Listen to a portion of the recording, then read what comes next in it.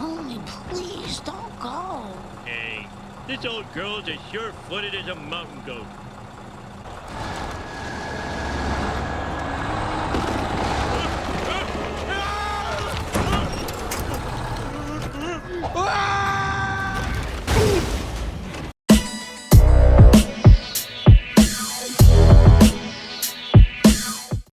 What's up, gamers? This week we're equipping some chains and packing some fuel to tackle the icy lakes of the Kola Peninsula in the off-roading powerhouse, the Voron D-53233. This imposing machine has one of the best hands at the poker table, featuring almost every top mark feature that sets it above the competition, even in terms of the off-roading class.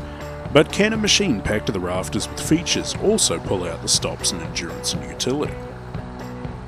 The Voron D-53233 is based on the real-world Ural 43223, previously known as the 4322B.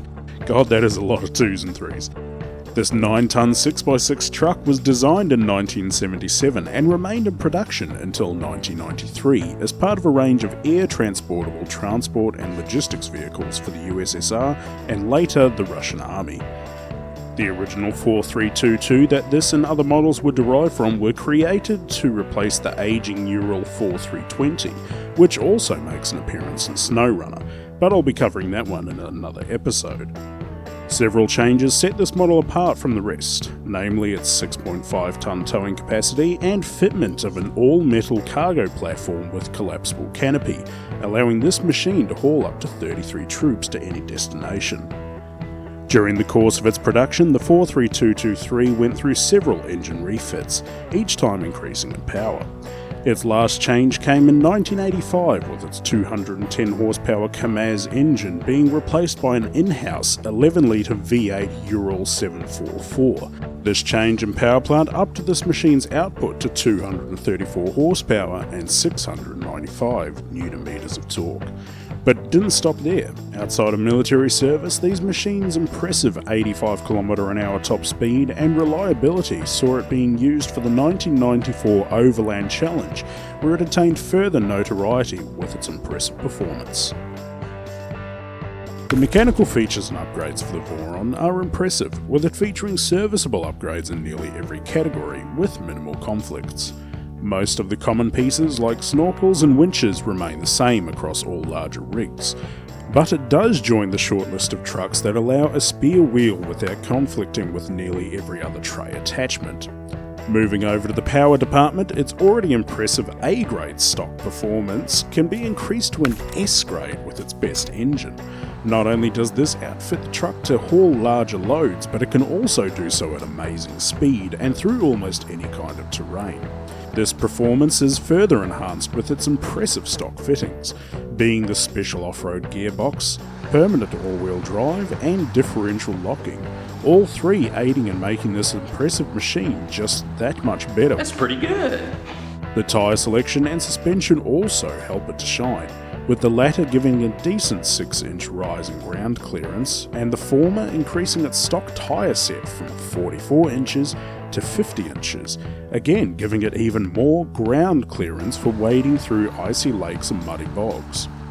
It also shows off with one of the most complete selections of tyres in the game, even including mud running sets in both the single and doubled rear configurations, something that many off-road machines are restricted on. The frame additions are one of the things I was most happy with, as this truck can be fitted with almost every large frame currently in the game. Not only that, but it is also on the very short list of trucks that can support a loading crane, a 2-slot bed, and also still be capable of towing a trailer, making this one of the most versatile trucks in SnowRunner. The in-game model is impressive for an unlicensed rendition and pays homage to many of the real-world truck's features without getting the developers in trouble. The grille is an obvious nod to the original, the fender shape, fuel tank, side steps, spotlight, the small feeler devices on the front, the engine housing, and of course the venting panel on the side are all closely derived from the real truck, with most of its departures coming from moving these elements to other areas or changing the shape of some pieces. Together, they combine to make a very impressive model that doesn't really give any clue to this being a military machine from the 1970s, while also maintaining a rural workhorse aesthetic, which is exactly what this machine needs.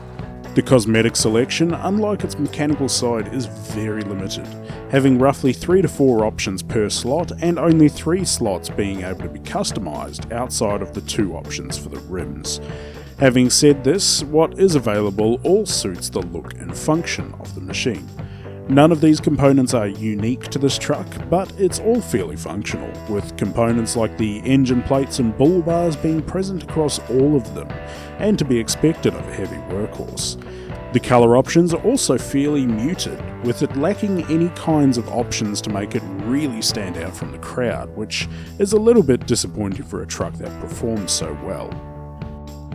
Ability-wise, this truck is great in almost every regard. It's fast, it's fairly agile, it bounces like a dog excited to get out in the mud, it has amazing pulling power, perfect weight distribution, great traction even without a load, and a very impressive centre of gravity, even when you add a poorly weighted van to aggressively twerk on its back. But these points of praise are somewhat stifled by its efficiency. This machine is nigh upon unstoppable, and it was difficult to find terrain the truck could not cross. What was difficult is keeping it running without towing a trailer along to keep its engine fed.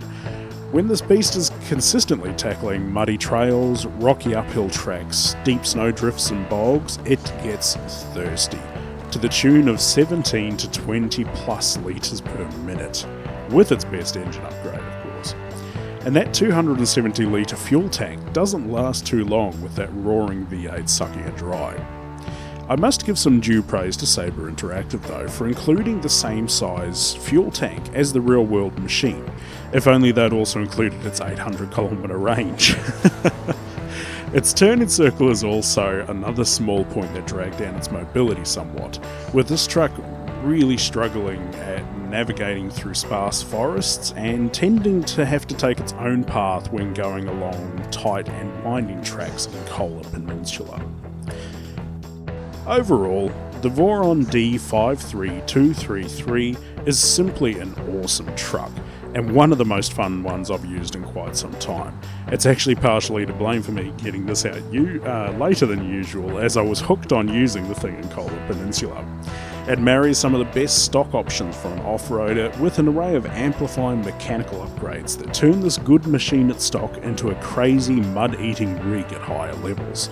It's the near-perfect culmination of all of the best mechanical options while also still being fast and stable to boot, but is sadly lacking in personalisation to differentiate your rig from your friends.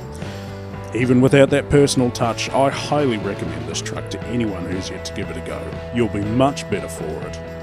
So if you've enjoyed getting behind the wheel of the off-roading mechanical masterpiece that is the Voron D-53233, or just want to see more SnowRunner content, please consider subscribing and sharing this video. Have an awesome day, and I hope to see you all in Amandra soon.